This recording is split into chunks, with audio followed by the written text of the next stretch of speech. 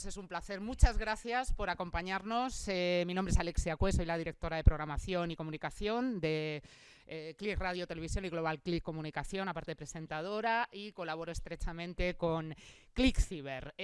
Bueno, ya saben ustedes el motivo que nos ha congregado hoy aquí, tanto los abogados, procuradores, notarios, registradores, todos los profesionales del sector jurídico. Al final manejáis datos muy sensibles, disponéis de una información muy delicada que se ha convertido en un objeto muy deseable para los ciberdelincuentes. Y esto, claro, lo está poniendo muy difícil a los CIOs y a los profesionales de ciberseguridad de las distintas empresas que hoy representan aquí. De ello, y por este motivo, pues empresas y proyectos como NewsClick Cyber, la revista que la respalda, y su profesional a la cabeza que la dirige, Carlos Lillo, que ahora les presentaré, ha tenido a bien ser precursor de esta iniciativa, en principio dirigida al sector jurídico. Pero ¿quién mejor que él para explicarles? Les voy a dejar con Carlos Lillo. Él es un profesional de la comunicación muy avalado, además a nivel mundial, en todos los países de habla hispana.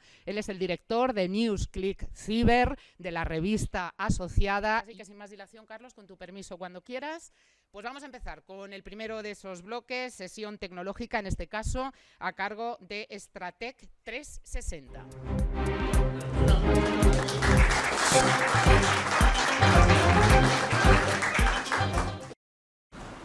Bueno, el cibercrimen, algo que ya lo conocemos, ¿no? Esta foto en su día se hizo viral. La verdad es que es lo que decimos el engaño más divino. En menos de 3 minutos fue trending topic en Internet. ¿Sabéis cuál era el mensaje? Que quién había hecho este vestido, si era de Balenciaga o de Dolce & Gabbana. Nadie se planteó que esto era un fake, ¿no? ¿Por qué? Lo primero de todo, está hecho muy simple, ¿no? Se ve perfectamente pues, al Papa Francisco. Y bueno, salvo que miremos un poco el tema de las sombras, no se ve muy mal, ¿no? Se hizo rápido.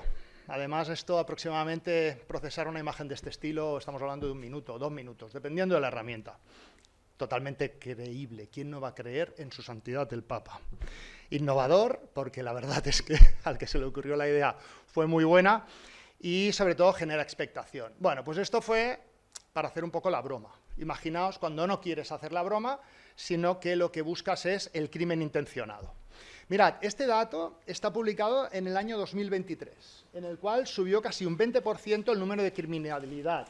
Pero si nos fijamos en los grandes números dentro de nuestro país, nos encontramos que estamos por encima del crimen doloso, pero muy cercano al nivel de hurtos. Es decir, ahora es más probable que nos hackeen una cuenta de correo electrónico o que nos hagan un hacking bancario que nos roben la cartera por la calle, cuando siempre ha sido nuestra gran preocupación de, oye, no, la cartera los hombres no la llevemos atrás o las señoras llevemos el bolso cerrado, ¿no? Pues un poquito que nos hagamos a la idea que no hay ni piedad ni resarcimiento en este tipo de actores y realmente todos los aquí presentes y los no aquí presentes somos el blanco de este tipo de cibercrimen. De hecho, una cosa que no quería pasar por alto, y más hablando del sector jurídico, el punto neutro judicial fue hackeado. De hecho, los datos de más de 500.000 de contribuyentes fueron exfiltrados en cuestión de menos de 3 horas en 2 ataques diferentes, o sea, en dos acciones diferentes. Y fue algo tan fácil como un chaval de 19 años que mandó unos correos electrónicos porque estaba pública la lista de los secretarios judiciales que tenían acceso al punto neutro judicial. Mandó un correo, simuló ser el punto neutro judicial, oye, has de cambiar tu contraseña. Pues no sé si por aquí hay alguien de Burgos, pero hubo 2 señores en Burgos que picaron, ¿vale? Y bueno, pues gracias a estos 2 señores y obviamente pues que no tenían más medidas de seguridad por encima, se pudo acceder a esta información. ¿Qué ocurre? Que de ahí se sacó la información de los 600.000 contribuyentes con mayores rentas o mayor patrimonio de España. Es decir, 600.000 ataques objetivo. Ya no es un crimen generalizado de a ver quién le robo la cartera por la calle, sino que primero analizo quién va a tener más capital dentro de su cartera. Es decir, no es un cibercrimen a lo loco, sino que realmente es un cibercrimen estudiado y muy focalizado. Y bueno, pues este era un poco el mensaje, ¿no? Lo que corría además por las plataformas de venta de información, el corred que vuelan. A mí la verdad es que esto me hizo mucha gracia, ¿no? El corred que vuelan, pero bueno. Es por esto por lo que os propongo que seamos ciberresilientes, ¿no? Hoy en día, pues, tanto poner IA como ciber en cualquier frase, pues, le vende mucho y tal, pero realmente tiene mucho sentido. Y la ciberresiliencia no es única y exclusivamente el tener una contraseña más complicada que la del año anterior, ¿no? Estamos primero hablando de un modelo de ciberinteligencia, entender qué información nuestra está tanto en fuentes abiertas como en fuentes cerradas. Esto lo que nos permite, primero de todo, es adelantar, contar con la información por foros, nuestras contraseñas, nuestros usuarios. Nosotros, en este caso, un claro ejemplo, un centro en el cual pues, llevamos el seguimiento de la continuidad de negocio. Hace menos de 2 meses se detectó a los 20 minutos cómo habían volcado todas las contraseñas y todos los usuarios de directorio activo dentro de un dark web. Y aparte, claro, el directorio activo, el problema es que tiene el mismo dominio pues, que el público, con lo cual es relativamente fácil poder encontrarlo. Esto lo que nos permite es prevenir el ataque, ¿no? Al final, pensad que la defensa, y los que os dedicáis a la ciberseguridad lo tenéis clarísimo, es como pasaba en la Edad Media. En la Edad Media las fortalezas tenían diversas protecciones, no tenían una única muralla, tenían 5, 6, 7, y a cada una de estas murallas ofrecías un modelo de protección diferente, ¿no? La primera, pues habitualmente estaban los arrojadores de aceite caliente o de agua caliente, que era lo que pasaba en esa época, y a partir de ahí, oye, si los pobres que se habían quemado, que sobrevivían, pues ya pasaban a la siguiente muralla. Es importante, después de detectar un ataque, tener una herramienta activa, ¿no? Es decir, a partir de ahí las herramientas que todos conocemos, EDRs, firewalls, comunicaciones seguras, monitorización de logs, entender lo que estamos viendo, pero también hay un criterio, y ese criterio es la simplificación. Yo siempre lo digo, tener un SOC con 20 pantallas, con 200 personas mirando y que reciban 20.000 alertas por minuto, la usabilidad de esto es relativamente pequeña. Servirá para después, a la hora de que un señor que tenga que hacer el forensics diga, oye, quiero información, y vas allí con un NAS de X teras y te lo llevas.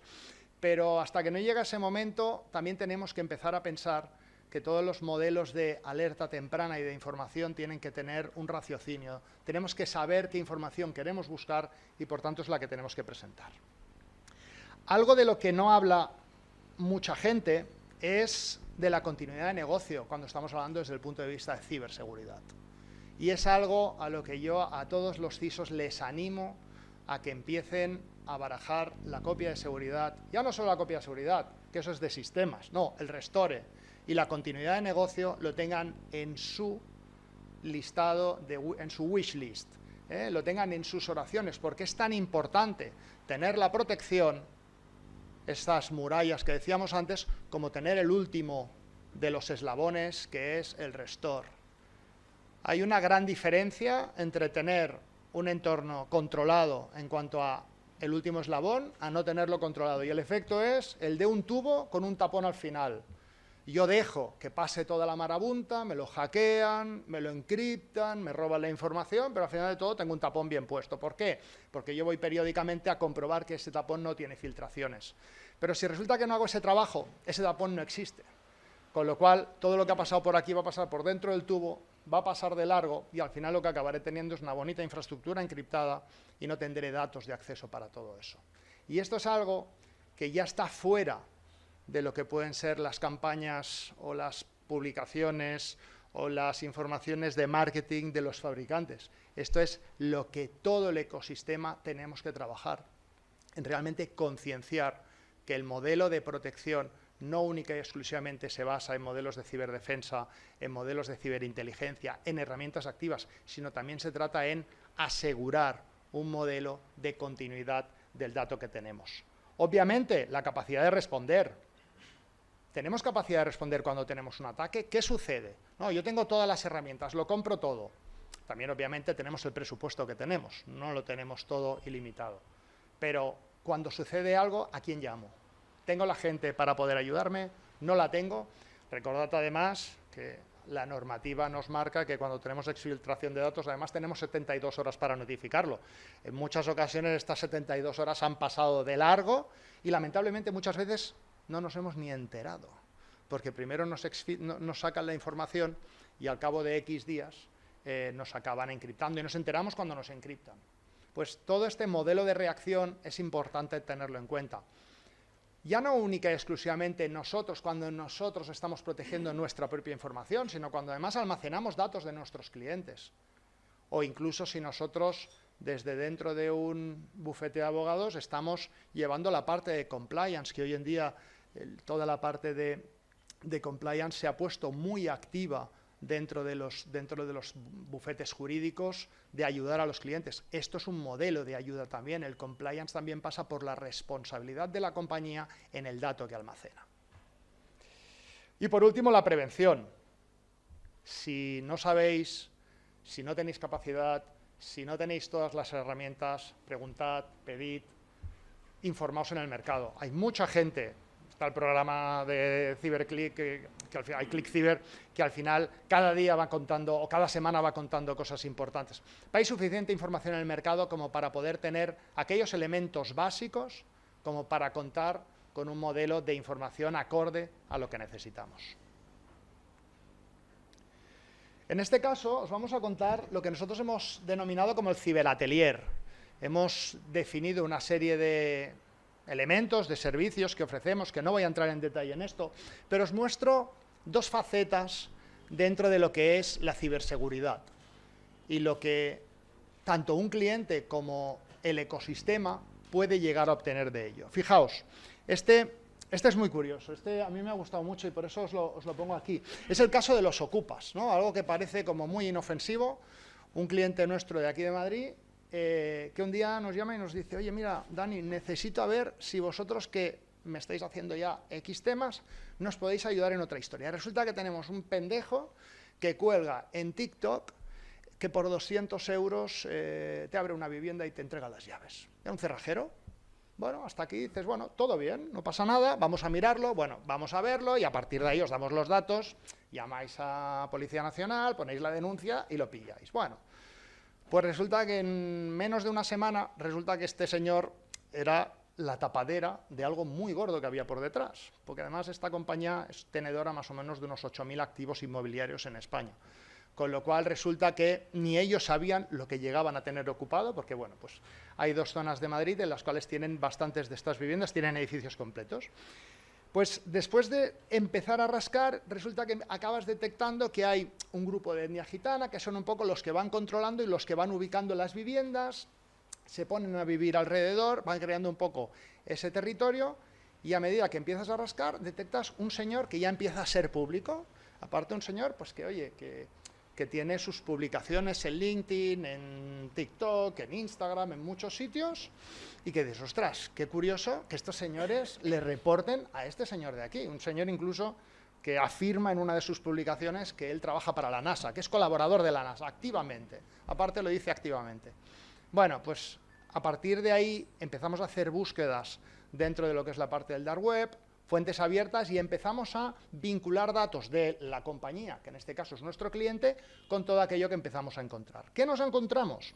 Pues nos encontramos que había al final una red de 30 empresas de servicios inmobiliarios, reformas, obras, agentes de la propiedad inmobiliaria, detrás de toda esta encrucijada, en la cual nos encontrábamos en que incluso uno de los socios de una de estas compañías era colaborador activo de este cliente. Porque el cliente no entendió cuando le pedimos todos los datos de sus empleados, nombre y apellidos, no hacía falta nada más, pero también de los colaboradores externos, que en algún momento hubieran tenido algún tipo de servicio y que por tanto nosotros pudiéramos vincular. Entonces a partir de ahí fue cuando se destapó que realmente pues esta persona estaba facilitando la información en ciertos barrios, de ciertas viviendas. Cuando la vivienda se desocupaba, al día siguiente, perdón, cuando la vivienda se vaciaba por la persona que estaba como inquilino, al día siguiente se presentaban y hacían esta ocupación. Al final esto acabó en un modelo, como digo yo, final feliz, porque han podido encontrar la filtración, han podido a partir de aquí empezar un proceso judicial para recuperar todo aquello que pueden haber perdido, pero realmente la ciberinteligencia es un modelo en el cual las compañías cada vez más necesitan encontrar ahí gran parte de su información. Sin esto es muy complicado hoy en día detectar un modelo de fraude.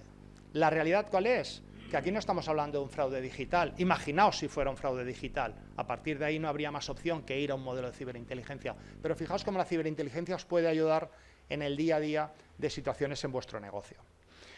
Otra situación, y que dista mucho del primero, porque el primero está basado en información, el segundo está basado en consecuencias, ¿no? Y este es un caso del sector sanitario. Hace un momento, don Carlos, 3 minutos. Hombre, claro, no te preocupes.